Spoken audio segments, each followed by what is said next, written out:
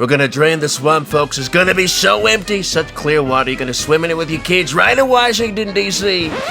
Now, if y'all believe that, I got some beachfront property on Mars I can't wait to sell you.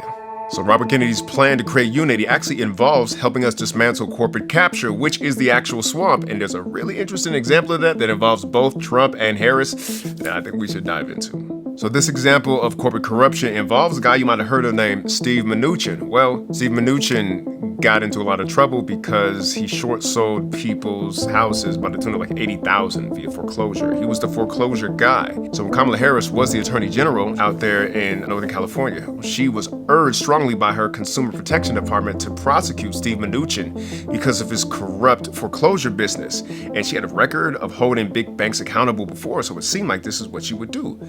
But she did not. And the reason why she didn't is quite interesting. So one of Mnuchin's partners was One West Bank, and one of the shareholders in there was a dude you might have heard of named George Soros, him again. The reason why she didn't pursue it could have something to do with Mnuchin donating large sums of money to Harris's campaign at the time. So now that Harris refuses to prosecute Mnuchin, guess who appoints him as Treasury Secretary? Donald J. Trump.